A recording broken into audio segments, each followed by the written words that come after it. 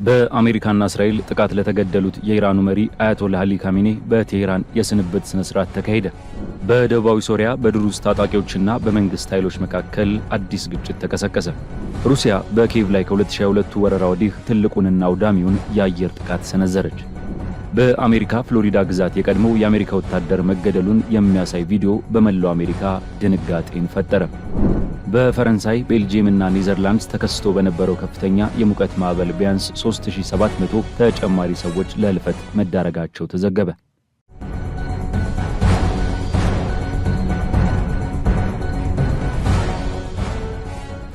ሰላም ጤና ይስጥልን የቻናላችን ተከታታዮች፣ ይህ ቮይስ ኦፍ ኢትዮጵያ ነው። የሰዓቱን የውጭ አጫጭር ዜናዎች ከዚህ ሰዓት ጀምሮ ወደ እናንተ የምናደርስ ይሆናል። ለቻናላችን አዲስ የሆናችሁ ሰብስክራይብ በማድረግ ቤተሰብ እንድትሆኑ እንጋብዛለን።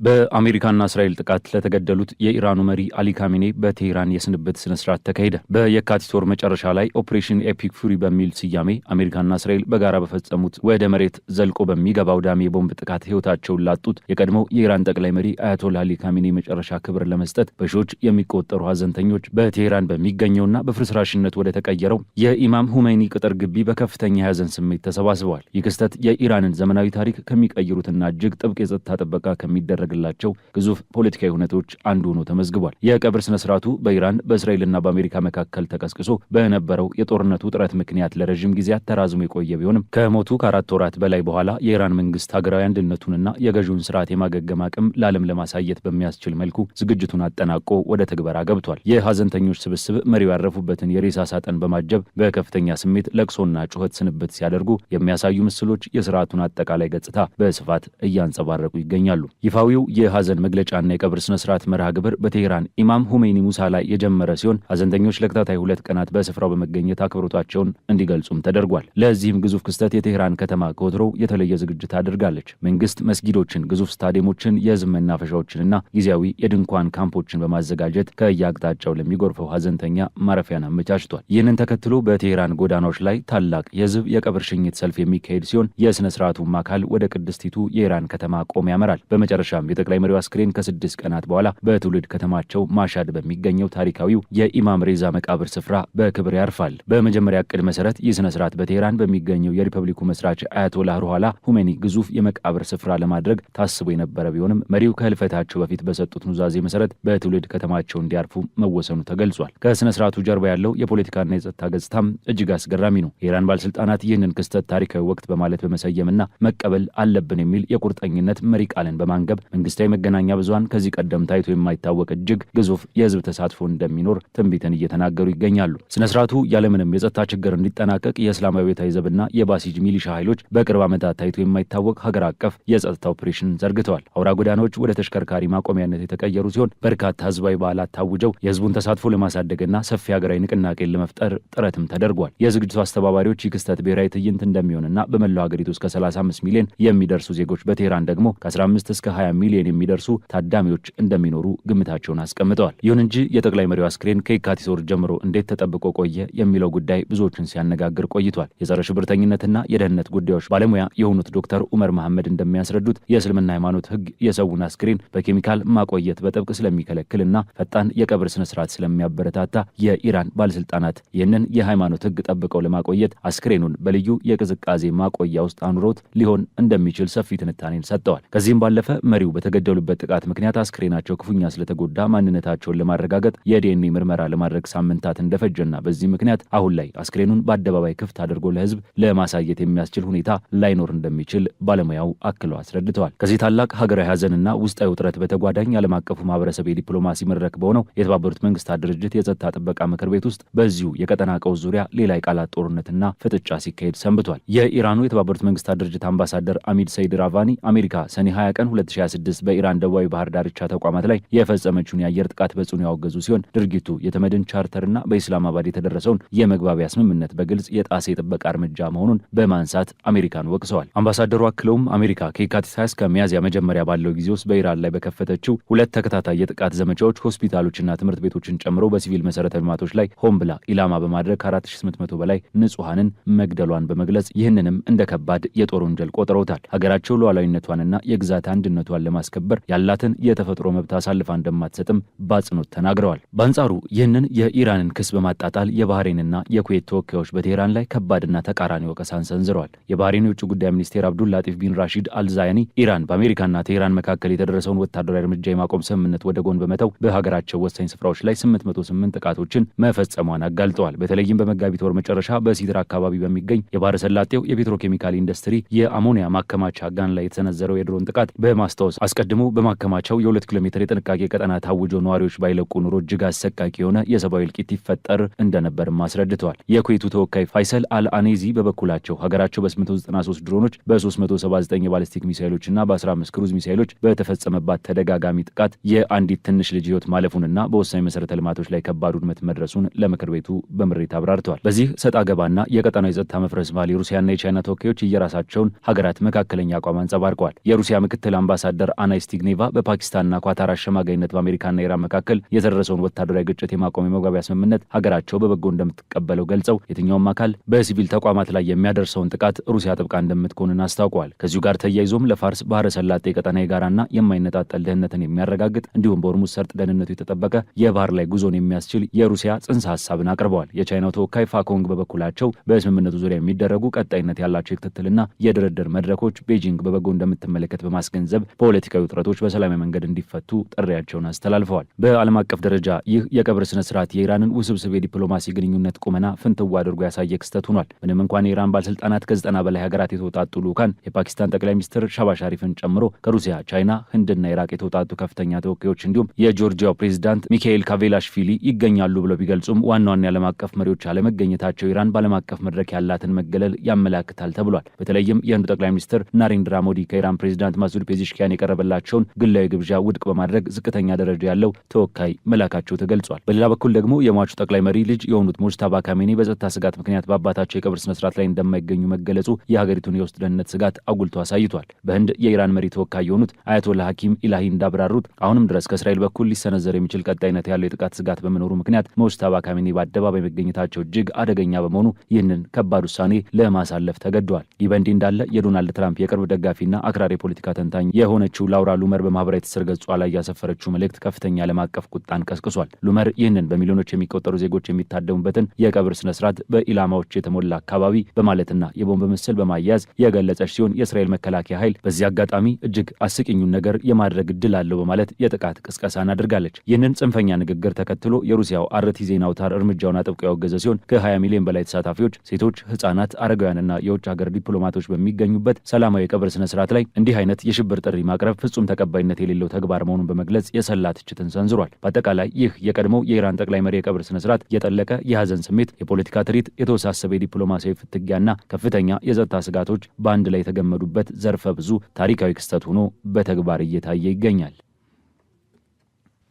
በደቡባዊ ሶሪያ በድሩዝ ታጣቂዎችና በመንግስት ኃይሎች መካከል አዲስ ግጭት ተቀሰቀሰ። በእስራኤልና በሊባኖስ ድንበር ላይ የነበረው የጦር መሳሪያ ድምፅ በአብዛኛው ጸጥ ባለበት በአሁኑ ሰዓት ሌላ የጦርነት እሳት በከፍተኛ ሁኔታ ተለዋጭ በሆነው የመካከለኛው ምስራቅ ቀጠና ውስጥ በድብቅ እየተብላላና እየተቀጣጠለ ይገኛል። ከዚህ ቀደም የጦርነት አውድማ የነበረችው ሶሪያ ዳግም በገደል አፋፍ ላይ ቆማለች። በሀገሪቱ ደቡባዊ ክፍል አዲስ የጥቃት ማዕበል የፈነዳ ሲሆን በስዌዳ ከተማ አቅራቢያ በድሩዝ ተዋጊዎችና በሶሪያ መንግስት ኃይሎች መካከል እጅግ አስከፊና መራራ የሆነ ግጭት ተቀስቅሷል። በሌሊት የተወሰዱ የምስል ማስረጃዎች እንደሚያሳዩ ተቀናቃኝ ኃይሎች ከባድ የተኩስ ልውውጥ ሲያደርጉ የሌሊቱ ጨለማ በሚገፉ የተኩስ ብልጭታዎች የታጀበ እጅግ ከፍተኛ የሆነ የጦርነት ትዕይንት በአካባቢው ላይ ተከስቶም ታይቷል። ይህ የቅርብ ጊዜ ግጭት ስዌዳን ዳግም ወደ ትኩረት ማዕከልነት ያመጣት ሲሆን በሶሪያ ለረጅም ጊዜ በዘለቀው ጦርነት ውስጥ ሌላ ከቁጥጥር ውጭ የሆነ አዲስ የጦር ግንባር እንዳይከፈት ከፍተኛ ስጋትን ፈጥሯል። ግዛቲቱ የድሩዝ ታጣቂዎች ቡድኖች የቤዶውን የጎሳ ተዋጊዎችና ለሶሪያ የሽግግር መንግስት ታማኝ የሆኑ ኃይሎችን ያሳተፈ ከቀን ወደ ቀን እያየለ የመጣ የደም መፋሰስ እማኝ ሆናለች። በአካባቢው ደረጃ ተወስኖ የነበረው ውጥረት በተለያዩ የግዛቱ ክፍሎች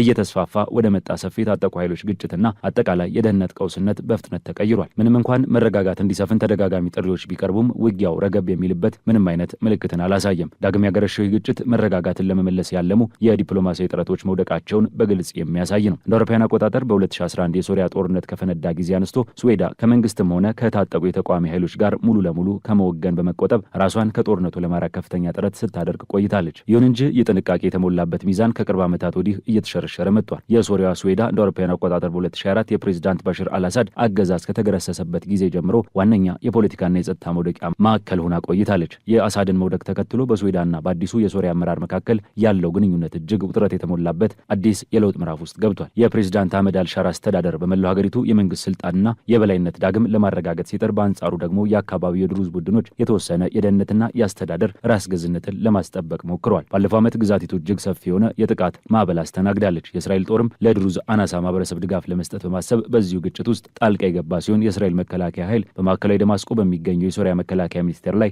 ጥቃትም እስከ መሰንዘር ደርሷል። ወደ 150 ሺህ የሚጠጉ የድሩዝ ዜጎች መኖሪያ የሆነችው እስራኤል ወደ ግጭቱ የገባችው ማህበረሰቡን ለመጠበቅ በማሰብ መሆኑን ገልጻለች። በዚህ ዓመት በመጋቢት ወር የተደረገው የተባበሩት መንግስታት ድርጅት ምርመራ እንዳረጋገጠው እንደ አውሮፓውያን አቆጣጠር በሐምሌ 2005 በደቡባዊ ስዌዳ ግዛት ውስጥ ከ1700 በላይ ሰዎች የተገደሉ ሲሆን አብዛኞቹ የድሩዝ የሃይማኖት አንጃ አባል የሆኑ ሰላማዊ ሰዎችና የተወሰኑ የቤዶዊ ማህበረሰብ አባላት ናቸው። በሌላ በኩል ባለፈው ዓመት በመስከረም ወር በድሩዝ ማህበረሰብ በቤዶን ጎሳዎችና በሶሪያ መንግስት መካከል ያለው መተማመን ዳግም ለመገንባት የተጀመረው የሰላም ተነሳሽነት ትርጉም ያለው ውጤት ማምጣት አለመቻሉ የተባበሩት መንግስታት ድርጅት አስታውቋል። በመላው ስዌዳ የጦር መሳሪያዎች ድምጽ ማስተጋባቱን በቀጠለበት በዚህ ወቅት ከ10 ዓመት በላይ በዘለቀው ጦርነት ክፉኛ በተጎዳችው ሀገር ውስጥ ይህ ግጭት ወደ ሌላ እጅግ አደገኛና ሰፊ ጦርነት ሊያመራ ይችላል የሚለው ስጋት ከቀን ወደ ቀን እያደገ መጥቷል። ወደ ሌላው የጦርነት ትዕይንት ስናልፍ አዲስ በተቀሰቀሰ ግጭት ውስጥ በደቡባዊ ሶሪያ ግዛት ውስጥ ህገወጥ በሆነ መንገድ የሰፈሩት የእስራኤል ጦር ኃይሎች በቴል ኩድና አካባቢ በሚገኙ አንድ የጦር ሰፈር ላይ ቀጥተኛ የሆነ የተኩስ ጥቃት ተከፍቶባቸዋል። የእስራኤል መከላከያ ኃይል የተባበሩት መንግስታት ድርጅት ኃይሎች በሚቆጣጠሩት የጥበቃ ቀጠና ውስጥ በተፈጠረው በዚህ ግጭት ምንም አይነት ጉዳት አለመድረሱን አረጋግጧል። በተጨማሪም ለተከፈተው የተኩስ ጥቃት ምላሽ ለመስጠት ሲባል የእስራኤል ኃይሎች ጥቃቱ ወደተሰነዘረባቸው የመነሻ ቦታዎች የመከላከያ የሞርታር ጥይቶችን የተኮሱ ሲሆን አንድ የአየር ላይ ጥቃት አድራሽ ኃይል ተጨማሪ የጠላት እንቅስቃሴዎችን ለመግታት በአቅራቢያው በሚገኝ ክፍት ቦታ ላይ ያነጣጠረ ጥቃትን ፈጽሟል። የአዲስ ግጭት የተፈጠረው ከድንበር ባሻገር የሚደረገው ግጭት እጅግ ከፍተኛ የሆነ መባባስ ከታየበት ጥቂት ጊዜ በኋላ ነው። ይኸውም ከ24 ሰዓታት ባነሰ ጊዜ ውስጥ ከእስራኤል የተውጣጡ ተጠባባቂ ወታደሮች በሀደር የድሩዝ ከተማ አቅራቢያ ወደ ድንበር አጥሩ እየተጠጉ ነበር ያሏቸውን የታጠቁ ኃይሎች ተኩሰው ከገደሉ በኋላ የተከሰተ ነው። የእስራኤል መከላከያ ኃይል የባሽር አልአሳድ አገዛዝ ከወደቀበት ጊዜ አንስቶ በ9 ልዩ የጦር ሰፈሮች አማካኝነት እስከ 15 ኪሎ ሜትር ጥልቀት ድረስ ወደ ሶሪያ ግዛት በመግባት ቋሚ የሆነ ታክቲካዊ የጦር ሰፈር መስርቶ ይገኛል። እነዚህ የፊት መስመር ጦር ሰፈሮች ንቁ የሆነ የጥበቃ ቀጠና ለመፍጠር ታስበው የተገነቡ ሲሆን የእስራኤል የጦር ክፍሎች የላቁና ዘመናዊ የጦር መሳሪያዎችን በመጥለፍ በኢራን የሚደገፉ ታጣቂዎችን በጎላን ከፍታዎች ድንበር አካባቢ የማጥቃት ቦታዎችን እንዳይመሰርቱ ለመከላከል የሚያስችሉ ናቸው። እስራኤል በሶሪያ ውስጥ እያሳደገች የመጣችው ወታደራዊ መገኘት በሶሪያ አጋሮችና ወዳጅ ሀገራት ዘንድ እንደ ወረራ ተቆጥሮ በተደጋጋሚ ውግዘት ቢደረግበትም ቴልአቪቭ ግን በኢራን ከሚደገፉ ታጣቂዎችና ሌሎች አሸባሪ ቡድኖች ሊሰነዘር የሚችለውን ስጋት በማንሳት ከስፍራው ወደ ኋላ ለማፈግፈግ ፈቃደኛ አልሆነችም። የእስራኤል መከላከያ ሚኒስትር እስራኤል ካትዝ ወታደሮቻቸው በሶሪያ በሊባኖስና በጋዛ የጸጥታ ቀጠናዎች ውስጥ ለቀጣይ ጊዜያት እንደሚቆዩ ካወጁ በኋላ አሁን የተከሰተው የቅርብ ጊዜ ግጭት እነዚህ የጦር ሰፈሮች እንዴት ቋሚ የጦርነት ቀጠና እየሆኑ መምጣታቸውን የሚያሳይ ሕያው ማስረጃ ሆኗል። ሁለቱም ወገኖች የየራሳቸውን አቋም ይበልጥ እያጠናከሩ በሄዱ ቁጥር በዋነኛነት በእስራኤል ወረራ ምክንያት ጥቃትን፣ የድንበር ላይ ግጭቶችን እንኳን ወደ እጅግ ሰፊና ጥልቅ ጦርነት ሊያመሩ የሚችሉበት አደጋ እያንዣበበ ይገኛል። ከዚህ ሁሉ መስተጋብር ጎን ለጎን እስራኤል፣ ሊባኖስና አሜሪካ ለወደፊት የሰላም ስምምነት መንገድ የሚጠርግ ማዕቀፍን በተፈራረሙ በጥቂት ቀናት ውስጥ በደቡባዊ ሊባኖስ ዳግም ገዳይ የሆነ ጦርነት ፈንድቷል። አንድ የእስራኤል ጦር ወታደር በደቡባዊ ሊባኖስ ከሚገኝ የሂዝቦላ ታጣቂ ጋር በሌሊት ባደረገው እጅግ አስከፊ ተኩስ ልውውጥ ሕይወቱን አጥቷል። የእስራኤል መከላከያ ኃይል የተገደለው መኮንን ማንነትን ይፋ ያደረገ ሲሆን እርሱም ዕድሜው 21 የሆነውና ከአሽኬሎን ከተማ የመጣው የጎላኒ ብርጌድ 12ኛ ሻለቃ የፕላቱ አዛዥ ካፒቴን ዴቪድ ሃዙት መሆኑን አረጋግጧል። አይዲኤፍ ባደረገው የመጀመሪያ ደረጃ ማጣራት መሰረት ይህ ግጭት የተፈጠረው ከሌሊቱ 8 ሰዓት አካባቢ ሲሆን የጎላኒ ጦር በደቡባዊ ሊባኖስ በምትገኘው ዲር ሲሪያን መንደር ውስጥ ወደሚገኝ አንድ ህንጻ ጥቃት ለመሰንዘር በገቡበት ወቅት ነው። በህንጻ ውስጥ ባልተጠበቀ ሁኔታ ከአንድ የሂዝቦላ ታጣቂ ጋር ፊት ለፊት የተገናኙ ሲሆን ወዲያውኑ የቅርብ ርቀት የተኩስ ልውውጥ ተከፍቷል። በዚህ ግጭት ካፒቴኑ ህይወቱ ሲያልፍ፣ ሌላ የእስራኤል ወታደር ደግሞ ቀላል ጉዳት ደርሶበታል። የቆሰለው ወታደር በፍጥነት ወደ ሆስፒታል የተወሰደ ሲሆን የሟች ቤተሰቦችም የሀዘን መርዶ ደርሷቸዋል። ይህንን ገዳይ ታጣቂ ለማደን እጅግ ጠንካራ የሆነ አሰሳ የጀመሩ ሲሆን በአካባቢው በሚገኙ የሂዝቦላ ይዞታዎች ላይም ጥቃት መፈጸሙ ተገልጿል። በሌላ በኩል ደግሞ የእስራኤል ኃይሎች በጋዛ ሰርጥ የሚያደርጉት ወታደራዊ ዘመቻ ይበልጥ አጠናክረዋል። አይዲኤፍ እንዳስታወቀው በሳምንቱ መጨረሻ በማዕከላዊ ጋዛ በተፈጸመ የአየር ጥቃት የሐማስ የባህር ኃይል ፖሊስ ከፍተኛ አዛዥና 2 ሌሎች ታጣቂዎች ተገድለዋል። በወታደራዊ መረጃው መሰረት ይህ ጥቃት ያነጣጠረው በማዕከላዊ ካምፖች አካባቢ የሐማስ የባህር ኃይል ፖሊስ አዛዥ በነበረው ማንሱር ሳሚ ማህሙድ ሻክቱት ላይ ነበር። አይዲኤፍ እንዳብራራው የባህር ኃይሉ ፖሊስ በሐማስ ወታደራዊ ክንፍ ስር የሚንቀሳቀስ ሲሆን በእስራኤል ወታደሮችና በእስራኤል ላይ የሚሰነዘሩ ጥቃቶችን በማቀድና በመምራት ትልቅ ሚናን ይጫወታል። ከሻክቱት ጋር ይጓዙ የነበሩ ሌሎች 2 የባህር ኃይል ፖሊስ አዛዦችን በተመሳሳይ ጥቃት የተገደሉ ሲሆን 3ቱም ታጣቂዎች መሳሪያ የታጠቁ እንደነበሩና በጋዛው ስለሚንቀሳቀሱ የእስራኤል ኃይሎች ላይ ፈጣንና ቀጥተኛ አደጋ ደቅነው እንደነበር መከላከያው አክሎ ገልጿል። በአጠቃላይ በሊባኖስና በጋዛ ግንባሮች ላይ የሚደረገው ውጊያ ከቀን ወደ ቀን እያየለ በሄደ ቁጥር እስራኤል በያዘችው የዲፕሎማሲያዊ ጥረትና ሰላም የማምጣት ሂደት ላይ ጥላ እያጠላላባት በተለያዩ አቅጣጫዎች የሚሰነዘሩ የጸጥታ ፈተናዎች በአንድ ጊዜ ለመጋፈጥ ተገዳለች። አስጠንቅቃለች። በሰሜናዊ ክፍል ከድንበር ባሻገር የሚደረገው ግጭትን ቀጥሎ በጋዛም ወታደራዊ ዘመቻው እየሰፋ በመምጣቱ ቀጠናዊ መረጋጋትን ለማምጣት የተጣለው ተስፋ እጅግ ከፍተኛ የሆነ ጫናና ፈተና ውስጥ ወድቆም ይገኛል። የቀጠናው ዕጣ ፈንታም በዲፕሎማሲያዊ ፊርማዎችና በተጨባጩ የጦር ሜዳ ክስተቶች መካከል በሚደረግ ፍልሚያ እየተወሰነ የመካከለኛው ምስራቅ ሰላም አሁንም የሩቅ ህልም ሆኖ ቀጥሏል። ሩሲያ በኪየቭ ላይ ከ2022 ወረራ ወዲህ ትልቁንና አውዳሚውን የአየር ጥቃት ሰነዘረች። እንደ አውሮፓውያን አቆጣጠር በ2026 ሩሲያ በዩክሬን ዋና ከተማ ኪየቭ ላይ እስካሁን ከተፈጸሙ ጥቃቶች ሁሉ እጅግ የከበደውንና አውዳሚውን ጥቃት ፈጽማለች። የቭላዲሚር ፑቲን ጦር ኃይሎች ወደ 500 የሚጠጉ ድሮኖችንና ከ70 በላይ ሚሳይሎችን በማዝነብ በዋና ከተማዋ ላይ መጠነ ሰፊ የሆነ ጥቃትን አድርሰዋል። ለሰዓታት የዘለቀው ይህ የማያቋርጥ የቦምብና የሚሳይል ዝናብ በመላው ኪየቭ ነዋሪዎች ዘንድ ከፍተኛ የሆነ ድንጋጤን፣ ፍርሃትንና እውከትን ፈጥሯል። የሌሊቱን ጸጥታ በገፈፉና ከተማዋን ባናወጡ ተደጋጋሚ ፍንዳታዎች የተነሳ በሺዎች የሚቆጠሩ በፍርሃት የተሸበሩ ነዋሪዎች ሕይወታቸውን ለማትረፍ ወደ ቦምብ መጠለያዎችና ከመሬት በታች ወዳሉ የባቡር ጣቢያዎች ለመሰደድ ተገደዋል። ከሰማይ ጠቀስ ህንፃዎች በላይ ግዙፍ የጭስ ማዕበል ወደ ሰማይ ሲተም የአየር ጥቃት ማስጠንቀቂያዎች ሳይረኖች ያለምንም ረፍት ሌሊቱን ሙሉ በማስተጋባት የጥቃቱን አውዳሚነት አብስረዋል። የኪየቭ ከተማ ከንቲባ ቪታሊ ክሊችኮ እንዳረጋገጡት በዚህ ጥቃት ቢያንስ 27 ሰዎች ሕይወታቸውን አጥተዋል። ሮይተርስ የኪየቭን ወታደራዊ አስተዳደር ኃላፊ ቲሙር ቲካቼንኮን ጠቅሶ እንደዘገበው ደግሞ 91 ሰዎች ክፉኛ የቆሰሉ ሲሆን ባለስልጣናት የሟቾችን ቁጥር ከዚህም ሊያሻቅብ እንደሚችል አስጠንቅቀዋል። የነፍስ አድን ሰራተኞች ሌሊቱን ሙሉ የፈራረሱ ኮንክሪቶችንና የተጠማዘዙ ብረቶችን በመቆፈር በፍርስራሹ ስር ተቀብረዋል ተብሎ የሚታመኑ ሰዎችን ሕይወት ለማትረፍ ከፍተኛ ርብርብ አድርገዋል። የጥቃቱ አውዳሚነትና ስፋት ኪየቭ ከቅርብ ዓመታት ወዲህ አይተው የማታውቀው አይነት አሰቃቂ ነበር። ሙሉ ሰፈሮች እንዳልነበሩ ሲሆኑ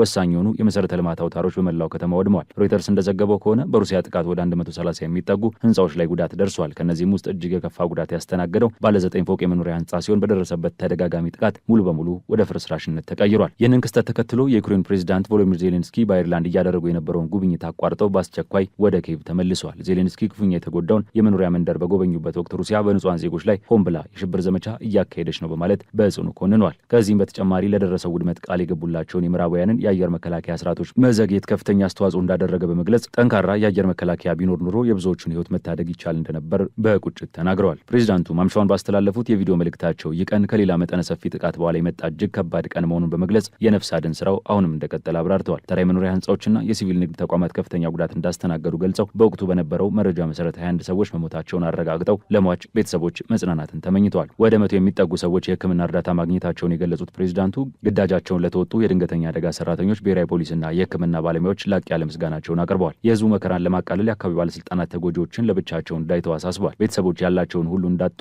አንዳንድ ህንፃዎች ሙሉ በሙሉ እንደወደሙና ከ100 በላይ የመኖሪያ ቤቶች ላይ ጉዳት መድረሱንም አብራርተዋል። ዜሌንስኪ አክለውም ምንም እንኳን ኪየቭ የሩሲያ ዋነኛ ኢላማ ብትሆንም ጥቃቱ ግን በኪየቭ ዙሪያ በካርኪቭ፣ ዛፖሪዥያ፣ ቼርኒቭ፣ ሱሚና ዲኒፕሮ ክልሎች ላይ መፈጸሙን ተናግረዋል። የሩሲያ ኃይሎች ሆን ብለው ከፍተኛ ጉዳት ለማድረስ በማሰብ በርካታ የባሊስቲክ ሚሳይሎችን፣ የሻሂድ ድሮኖችንና ክሩዝ ሚሳይሎችን መጠቀማቸውን ገልጸዋል። በዚያች ሌሊት 48 ሚሳይሎችና 476 የተለያዩ አይነት ድሮኖች ቢመቱም ሁሉንም ማክሸፍ አለመቻሉን በሐዘን ገልጸዋል። ለዚህም ዋነኛ ምክንያት የጸረ ባሊስቲክ አቅምና የፓትሪዮት ሚሳይል እጥረት መሆኑን ጠቁመው በተለይም አሜሪካና የአውሮፓ አጋሮች እርዳታን በማቅረብ ረገድ ይበልጥ ንቁ ሊሆኑ እንደሚገባም አሳስበዋል። ፑቲን ጦርነቱን ከማቆም ይልቅ የመኖሪያ ህንፃዎችን ለማሸነፍ ማቀዳቸውን ጠቁመው ይህንንም መመከት የሚቻለው በቂ የጸረ ባሊስቲክ ስርዓት በማቅረብና አውሮፓ የራሷን የጸረ ባሊስቲክ አቅም እንድታዳብር በፍጥነት በመስራት መሆኑንም ዜሌንስኪ አስገንዝበዋል። በቀጣዮቹ ቀናት በሚካሄደው የኔቶ ጉባኤ የአየር መከላከያ ጉዳዮች ዋነኛ ውጤት ማሳያ መሆን እንዳለበት ያሳሰቡት ፕሬዚዳንቱ አውሮፓ ከማንኛውም አይነት ማስፈራሪያ ራሷን የምትጠብቅበት የራሷ አቅም ሊኖራት እንደሚገባም ተከራክረዋል። ከፓትሪዮት ምርት ፈቃድ ጋር በተያያዘ ከአሜሪካ ጋር ረዘም ያለ ውይይት ሲያደርጉ መቆየታቸውን ገልጸው PURL በተባለ ፕሮግራም የጠላትን ሚሳይሎች ግዢ ለሚረዱ ሀገራት አመስግነዋል። ሆኖም ዩክሬን የዜጎቿን ህይወት በዘላቂነት ለመጠበቅ የራሷን መከላከያ በሀገር ውስጥ ወይም ከአጋሮቿ ጋር በጋራ ማምረት እንደምትፈልግና ለዚህም የአሜሪካ ድጋፍ እንደሚያስፈልግ አብራርተዋል። ከፕሬዚዳንት ትራምፕ የዜጎች ህይወትን ለመጠበቅ የሚያስችል አዎንታዊ ምላሽ እንደሚያገኙ ተስፋ እንደሚያደርጉም ጠቁመዋል። በሌላ በኩል ዩክሬን የምትወስዳቸው የረዥም ርቀት የቅጣት እርምጃዎች ሩሲያ ጦርነቱን እንድታካሄድ በሚረዷት ወታደራዊና የነዳጅ ማምረቻ ተቋማት ላይ ያነጣጠሩ መሆናቸውን ዜሌንስኪ አስረድተዋል። ለዚህም ማሳያ በዕለቱ አንድ የሩሲያ የነዳጅ ማጣሪያ ኢላማ መደረጉን ጠቅሰው የዚህ እርምጃ ዋና ኢላማ ሩሲያ ሰላም አስፈላጊ መሆኑን እንድትገነዘብ ማስገደድ መሆኑንም አብራርተዋል። ሩሲያ ግን በተቃራኒው ሆን ብላ በሰዎችና በህይወት ላይ ጥቃት በመሰንዘር ከፍተኛ ስቃይ ለመፍጠር እየሰራች መሆኑን ዓለም አቀፉ ማህበረሰብ ሊገነዘብና ዳር ቆሞ ሊመለከት እንደማይገባ በፕሮፓጋንዳ ቋንቋም አሳስበዋል። በዚህ ሁሉ የውግዘት ማዕበል መሃል ሩሲያ የፈጸመችውን ጥቃት ተከላክላለች። የሩሲያ መከላከያ ሚኒስቴር እንዳስታወቀው ይህ መጠነ ሰፊ ጥቃት የተፈጸመው የረዥም ርቀትና ከፍተኛ ትክክለኛነት ባላቸው የአየር የየብስና የባህር ላይ የጦር መሳሪያዎች እንዲሁም በድሮኖች አማካኝነት ነው። ጥቃቱ የሚያነጣጠረው በኪየቭና በሌሎች ክልሎች በሚገኙ ወታደራዊ ተቋማት፣ የኃይል መሰረተ ልማቶችና የአየር ማረፊያዎች ላይ መሆኑንም ሚኒስቴሩ አስረድቷል። ሞስኮ ይህንን እርምጃ የወሰደችው ዩክሬን በቅርቡ በሩሲያ ግዛቷ ግዛት ውስጥ በሚገኙ የነዳጅ ማከማቻዎች፣ የኢንዱስትሪ ተቋማትና የነዳጅ ማጣሪያዎች ላይ ላደረሰችው የድሮን ጥቃት አጸፋዊ ምላሽ ለመስጠት መሆኑንም አስታውቃለች። የሩሲያ ፕሬዝዳንታዊ ቃል አቀባይ ዲሚትሪ ፔስኮቭም ይህንን ሀሳብ በማጠናከር ጠዋት ለጠቅላይ አዛዡ ጄኔራል ግራሲሞቭ በቀረበ ዕለታዊ ሪፖርት መሰረት የሩሲያ ጦር ኃይሎች በኪየቭና በሌሎች የዩክሬን ሰፈሮች ላይ የወሰዱት ሰፊ ያጸፋ ጥቃት በልዩ ሁኔታ ወታደራዊና ከወታደራዊ ተያያዥነት ባላቸው ኢላማዎች ላይ ብቻ ያነጣጠረ እንደነበር ማረጋገጫን ሰጥተዋል። በአሜሪካ ፍሎሪዳ ግዛት የቀድሞው የአሜሪካ ወታደር መገደሉን የሚያሳይ ቪዲዮ በመላው አሜሪካ ድንጋጤን ፈጠረ። በአሜሪካ ምድር በሁለት የተለያዩ ግዛቶች የተከሰቱት የጥይት ሩምታዎች የሰው ልጅ ሕይወትን ምን ያህል በቀላሉ ሊጠፋ እንደሚችል የሚያሳዩ ልብ ሰባሪ ትዕይንቶች ነበሩ። የመጀመሪያው ክስተት በፍሎሪዳ ግዛት የተመዘገበ ሲሆን አንድ ቀላል የሚመስል አለመግባባት በቅጽበት ወደ አሰቃቂ የሞት አደጋ ተቀይሯል። በኖርዝ ሎደርዴል በሚገኘው ዌስት ማክናም መንገድ ላይ ባለ የወልማርት የገበያ ማዕከል የመኪና ማቆሚያ ስፍራ ውስጥ የ62 ዓመቱ የጦር ሰራዊት አርበኛ ባርት ደጉሊሞ ከመኪና ማቆሚያ ቦታ ጋር በተያያዘ ከአንዲት ታወቀች ጎልማሳ ሴት ጋር በገቡት እሰጥ አገባ ህይወታቸውን አጥተዋል። በስፍራው የነበረው የቪዲዮ ምስል እንደሚያሳየው የቀድሞው የጦር ሰራዊት በአንደኛው እጇ የሞባይል ስልክ ከያዘች ሴትዮ ጋር ፊት ለፊት ለመጋፈጥ ወደ እርሷ ሲራመድ ይታያል። ርቀታቸው እየጠበበ ሲመጣ ሴትዮዋ በሌላኛው እጇ ሽጉጥ አውጥታ ትደቅንባቸዋለች። ሁለቱ ግለሰቦች ለአጭር ጊዜ ፊት ለፊት ከተፋጠጡ በኋላ ጸጥታውን የሰበረ አንድ የተኩስ ድምፅ ተሰማ። ተመቶ የወደቀው የቀድሞው የጦር አርበኛ በአስቸኳይ ብራዋርድ ሄልዝ ሜዲካል ሴንተር ቢወሰድም በደረሰበት ከባድ ጉዳት ምክንያት ህይወቱ ሊያልፍ ችሏል። የብራዋርድ ካውንቲ ሸሪፍ ጽህፈት ቤት እንዳስታወቀው ተጠርጣሪዋ ሴት ጥቃቱን የፈጸመችው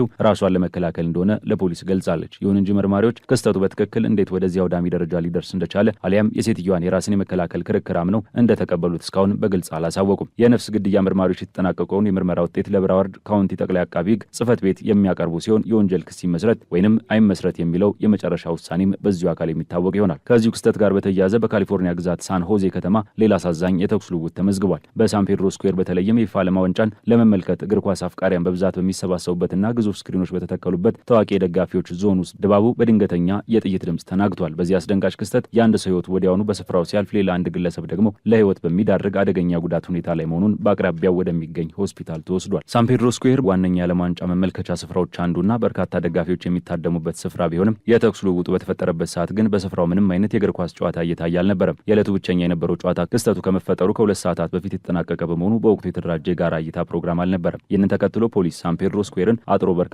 አጎራባች መንገዶችን የዘጋ ሲሆን ከፍተኛ የጸጥታ ኃይሎችና ተሽከርካሪዎችም በስፍራው ተሰማርተዋል። የህግ አስከባሪ አካላት ክስተቱን እንደ ነፍስ ግድያ ወንጀል እየመረመሩት ቢሆንም እስካሁን ድረስ ጥቃቱን የፈጸሙት ተጠርጣሪዎችም ማንነትም ሆነ ለጥቃቱ መነሻ የሆነው ምክንያት አላሳወቁም። በተጨማሪም ጥቃቱ ከዓለም ዋንጫው ዝግጅት ጋር ቀጥተኛ ግንኙነት እንዳለው የሚያሳይ ምንም አይነት ፍንጭ አለመገኘቱ የተገለጸ ሲሆን ባለስልጣናት ለቀጣይ የህዝብ መሰብሰቢያ ፕሮግራሞች ወይንም የደጋፊ ዞኖች ምን አይነት የጸጥታ ዝግጅት እንደሚያደርጉ የሰጡት ግልጽ ማብራሪያም የለም።